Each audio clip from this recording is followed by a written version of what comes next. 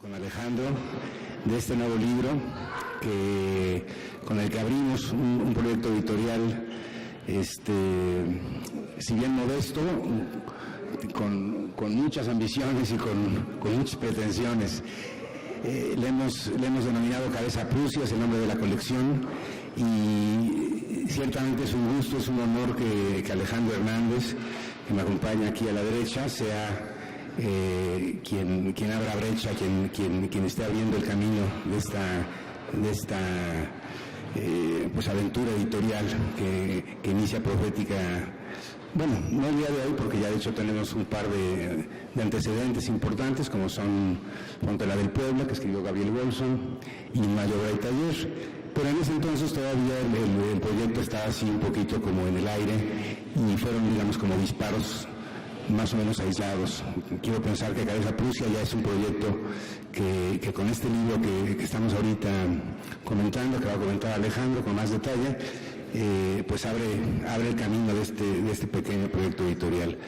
No es muy ambicioso, empezamos a publicar quizás 2 o 3 títulos el próximo año y después iremos viendo a ver qué es lo que va pasando en el futuro, pero lo que sí les puedo asegurar es que son libros hechos con mucho cuidado, con mucho cariño, con mucho rigor, con mucha minuciosidad, que está cuidado no solamente el texto, sino que está cuidada la edición, la elección de la caja, de la tipografía, del papel. Son libros verdaderamente bien hechos. Quiero pensar que ustedes van a coincidir conmigo cuando lo compren, cuando lo lean y que lo van a disfrutar. Yo quisiera que Gabriel tomara la palabra y luego nuestro invitado Alejandro.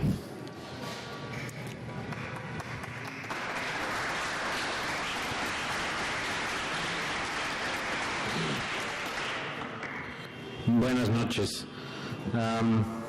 Bueno, a mí me gustaría hablar muy rápidamente de un poquito de este proyecto, de esta colección editorial. Eso seré pues breve porque es muy claro que lo que nos convoca el día de hoy es este libro específico, Sombrillas, Sombreros, Sombras, de los principios de la arquitectura de Alejandro Hernández, y que bueno, creo que ustedes vienen a escuchar a Alejandro y a escuchar sobre este libro de arquitectura. En fin, yo no soy arquitecto, sino en realidad no tengo idea de la arquitectura, y el libro nos llegó hoy, o sea que es muy difícil pensar, ¿no?, también en presentar un libro que acabas de ver hace 5 minutos, pero al mismo tiempo tengo que decir que este libro el texto yo lo he leído, yo creo que unas 4 veces fácilmente,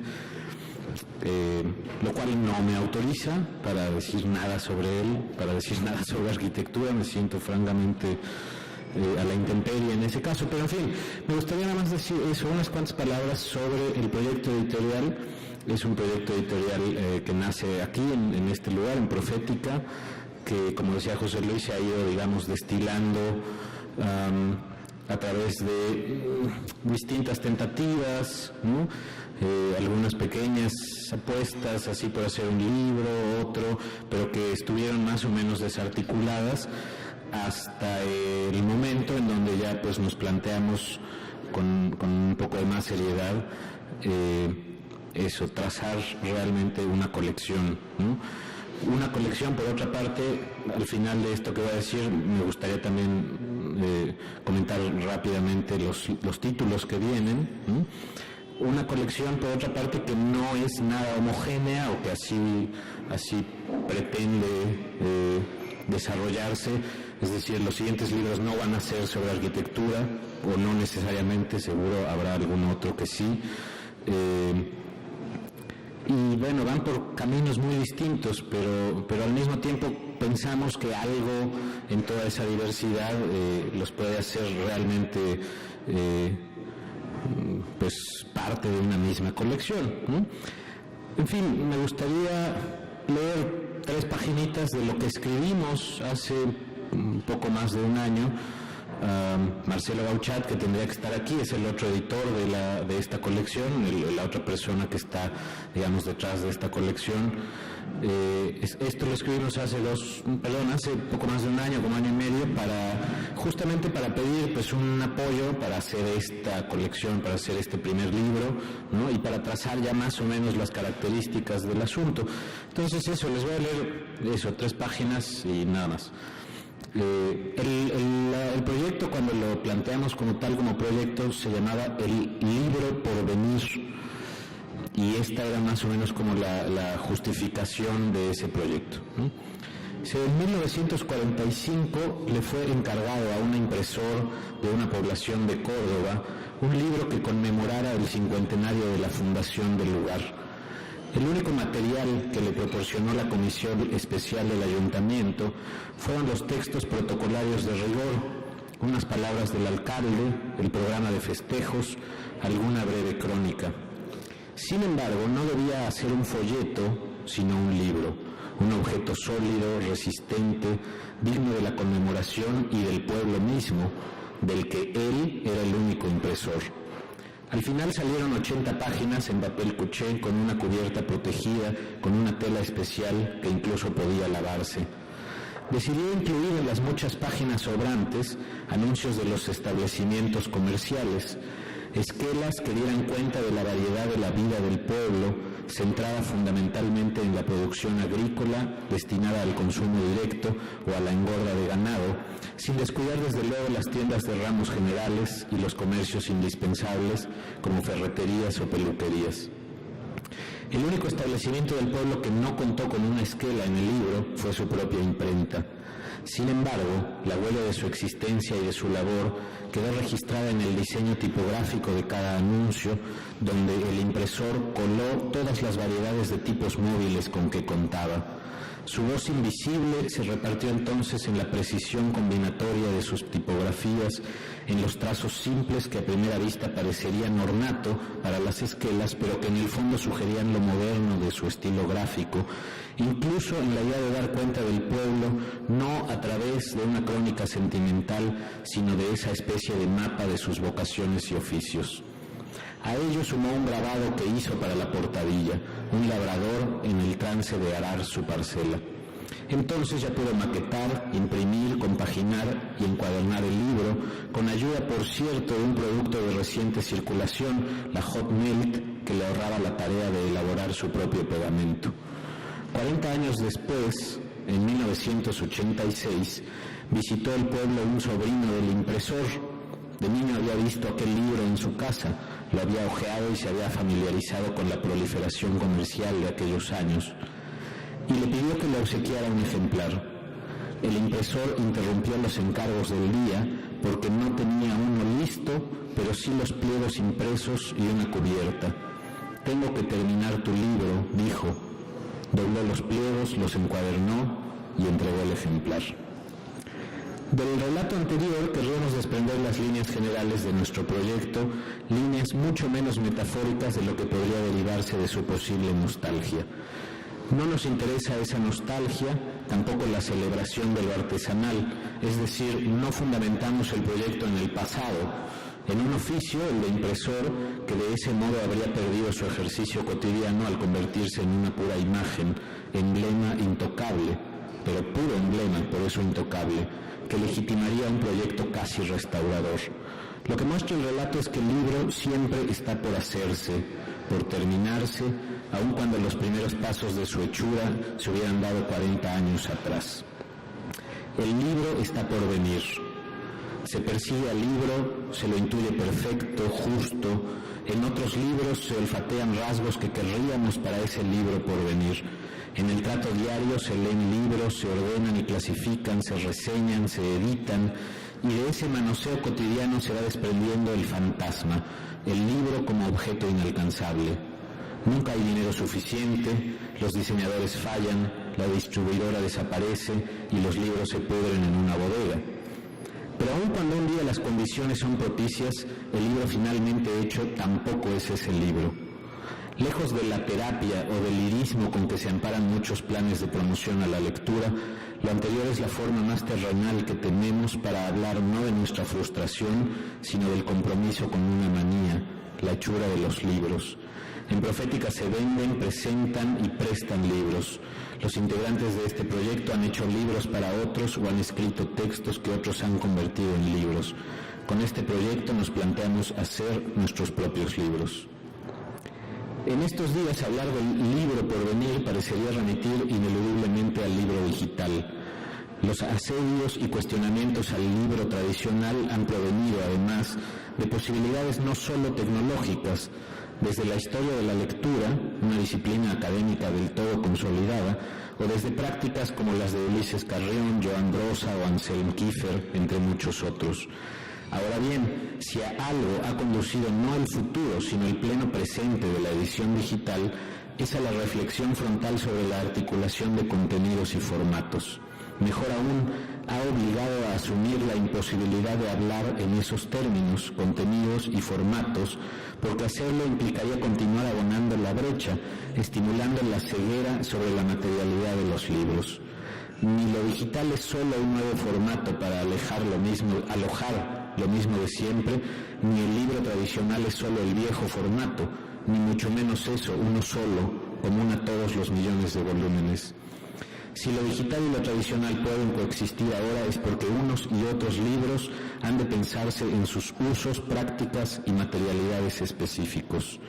En ese sentido, los libros pueden convertirse, adaptarse, traducirse de una lógica a la otra, pero ni un ensayo como Una temprana sociedad de la información, Noticias y medios en el París del siglo XVIII de Robert Danton, en la lógica digital, ni colecciones como las de Alias o Poesía y Poética en la tradicional pueden ser sustituidos por sus posibles lógicas opuestas. Bueno, por ahí va un poquito este proyecto. Eso es, digamos, todo lo que quería yo comentar. Nada más agregar esto, está ya más o menos, bueno, está casi para imprenta el siguiente título de esta colección, que es un pequeño libro, en fin, yo lo único que les puedo decir es que es asombroso y maravilloso, de una escritora francesa, una poeta francesa, Nathalie Canton, pues una escritora así como realmente buena, importante, de la cual no se ha traducido nada al español, y es un pequeño libro así excepcional que se llama Una Americana. Estamos ya a punto de meterlo en imprenta.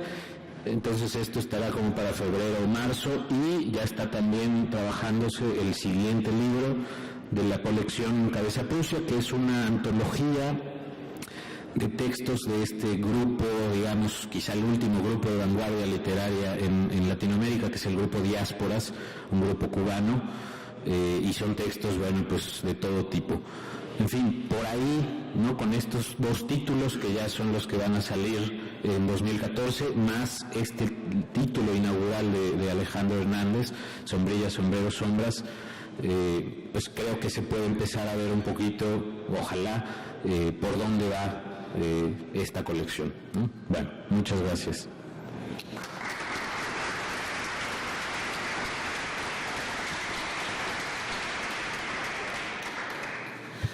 Bueno, pues muchas gracias. Me da mucho gusto estar aquí con Gabriel y con José Luis. Como dice Gabriel, me daría más gusto que estuviera así sentado con nosotros Marcelo, que nos acompaña probablemente vía su imaginación desde Berlín. Cuando Marcelo, contaré primero rápidamente, brevemente, cómo conocí a Marcelo hace, yo creo que 15 años o algo así, cuando Iván Insúa y yo hacemos una revista, junto con Humberto Recalde, una revista de arquitectura, un cuadernito, también de estas cosas que uno, como ellos, entre amigos, se sienta alrededor de una mesa y de repente decide que quiere eso, que platica, ponerlo sobre papel y compartirlo con las demás personas. Marcelo la vio. Marcelo también tenía, o ha tenido desde siempre, esta afición por las letras impresas en papel. Nos buscó, empezamos a hacer una revista que se hizo para acá, para Puebla, que creo que salieron 2 números, que se llamaba D.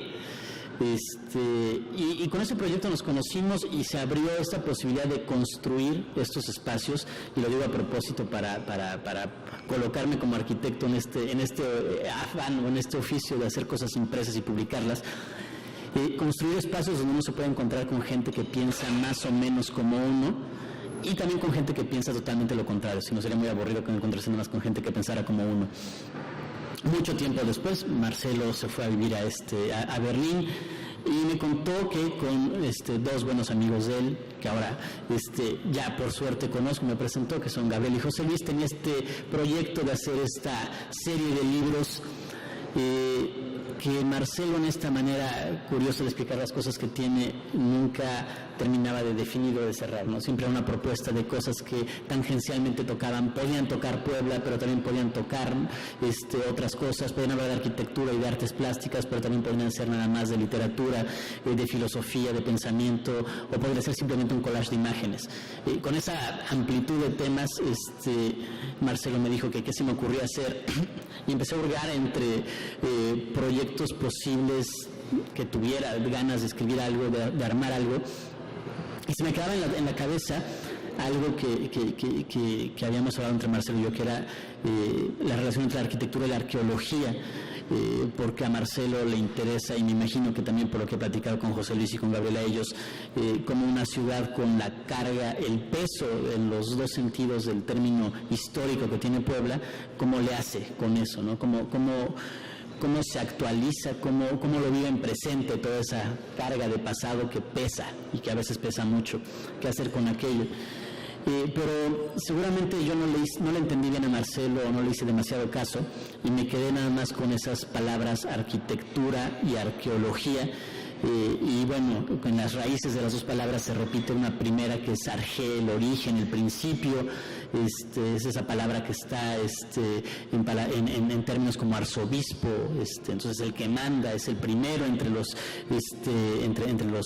obispos, pero también está en anarquía, y en arquitectura, obviamente, y en arqueología. Y luego estaban esas otras dos, el final de arquitectura, la tecné, la técnica, pero traducir tecné como técnica, dicen los que saben de esas cosas un poco de griego y de todo lo que lo acompaña, es una violencia al lenguaje, porque los griegos, cuando hablaban de técnica, hablaban de muchas otras cosas, ¿no? Hablaban de lo que es que algo aparezca como lo que es. Esa es la definición de Heidegger de técnica, ¿no? Su traducción de una palabra en hacer que algo aparezca en cuanto a lo que es, que a veces es muy claro y a veces no se entiende.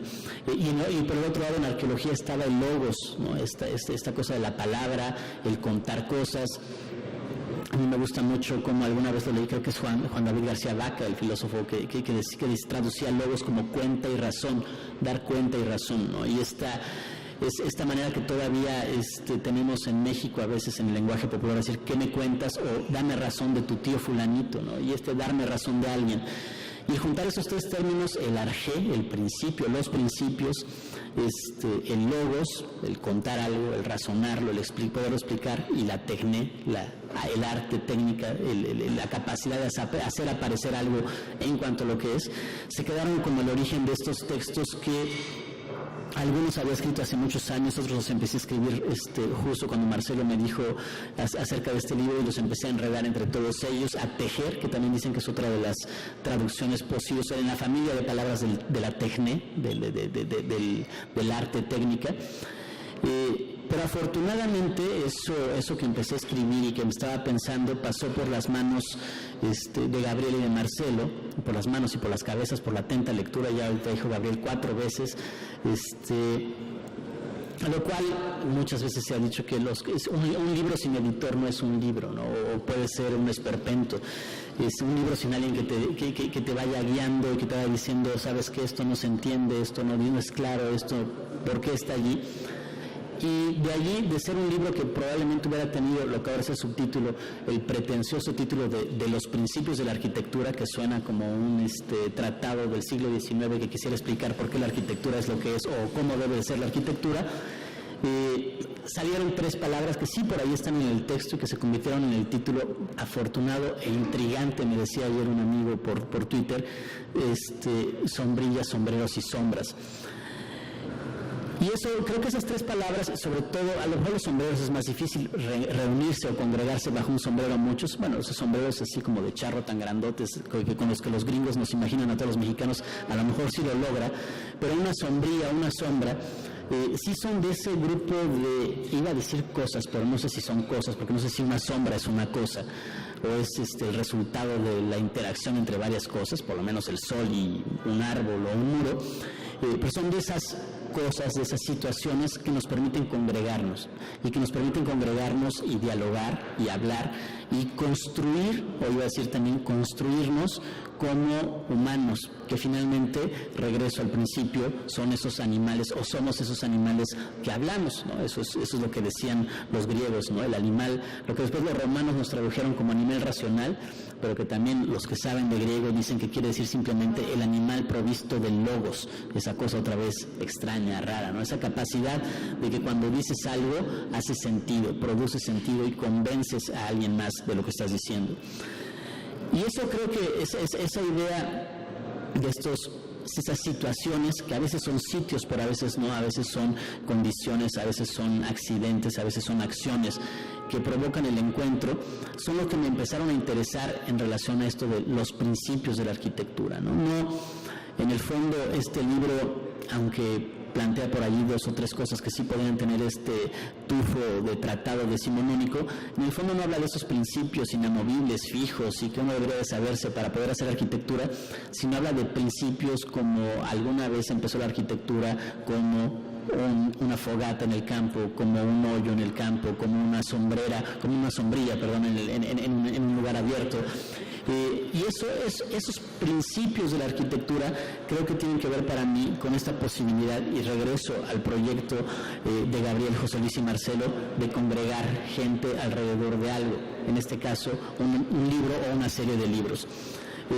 Me da mucho gusto y me da cierto también no sé si es angustia o temor o responsabilidad, al menos ser el primero de esta serie. Espero que por lo menos, bueno, los que vienen, los libros que vienen podrán salvarla, pero después espero por lo menos dar no tan mala suerte, pero ser el primero de esta serie de libros que lo que buscan es, finalmente creo que lo que busca cualquier libro, hacer una reunión, un lugar, un espacio donde los amigos puedan encontrarse a discutir, a dialogar, a comentar cosas. En ese sentido, creo que el trabajo que se hizo sobre el libro, ya regresando a la parte física del libro, que finalmente es una de las cosas, hace rato lo platicábamos entre nosotros, que lo comentaba ahorita Gabriel, no tiene sentido, ya no hay sentido en oponer, porque son 2 mundos que se enciman, pero que no necesariamente se contraponen ni se suplen uno al otro, en contraponer lo digital a lo impreso. Pero sigue habiendo, al menos para los que tenemos, iba a decir cierta edad, pero no es cierto, Gabriel es todavía joven, entonces para los que tenemos esas aficiones por esas cosas de papel, impresas y publicadas, sigue habiendo cierto gusto, lo decía él también ahorita, por el olor de los libros, por la textura de los libros. Evidentemente todos nosotros, los que estamos aquí sentados, revisamos algunas veces, hasta demasiadas veces tal vez, con esta obsesión, no sé si cumplida, ya lo veremos después, de que salga un libro absolutamente limpio, sin ninguna errata, cosa que dicen los que saben que también es casi imposible, ¿no? Pero revisándolo una y otra vez en la pantalla, en un PDF, uno empieza a ver cosas que realmente no existen, que no se ven así, porque las letras son del tamaño que uno quiera, cuando uno quiera, las páginas se deslizan en lugar de pasarse así, las letras siguen y las frases siguen precisamente el orden que está impuesto en el texto y en el formato electrónico, y no pasa esto que puede pasar con un libro, que es cargarlo, sentir cuánto pesa, darse cuenta que en el lomo, justo en el punto donde el lomo lo termina, el papel blanco se vuelve anaranjado, que tiene cierto peso, cierta consistencia, cierta textura, que luego viene un papel gris que también sé, porque me lo contaron, me lo contó Marcelo, sé que lo hizo también hablando con Gabriel y con José Luis y con Jorge Lépez, el diseñador del libro, el pensar qué tipo de papel era, qué calidad tiene entre los dedos, y luego llegar a este papel que es de un blanco, pero no totalmente blanco, que tiene, hace rato yo cuando llegué pero yo estoy medio ciego, entonces a lo mejor no es cierto, lo veía medio gris, medio beige, pero ahora lo veo totalmente blanco, a lo mejor cambia con la luz y cambia con las condiciones restricciones o con la cantidad de alcohol que uno ha tomado, pero lo cual hace que uno se encuentre con un libro distinto cada vez, ¿no? Y eso creo que es el gusto de los libros, esta posibilidad. Yo a veces, y eso es entre paréntesis no es una confesión tan íntima, pero hay veces que me vuelvo a comprar un libro que yo había comprado solo para poder leerlo sin lo que ya había subrayado, porque si no, cuando lo vuelvo a abrir, solo leo lo que ya subrayé y me pierdo de lo otro porque ya me da flojera leerlo o porque me estorba lo que subrayé. Entonces, para volverlo a leer como si fuera desde cero, tengo que comprarme uno nuevo, lo cual es bueno para las librerías y malo para mi cartera, pero tengo que comprarme otro y volverlo a empezar. Pero esas son las cosas que uno solo puede hacer con estas cosas de papel, esta empresa de compartir lo que uno piensa en estos espacios, nada virtuales, totalmente reales, el espacio en blanco, nunca en blanco, dirán algunos de la página impresa. Y me da mucho gusto, insisto, y cierta responsabilidad el ser el primero de esta serie, que espero tenga todo el éxito que se merece por el trabajo que sé que le han dedicado estos 3 amantes de los libros. Gracias.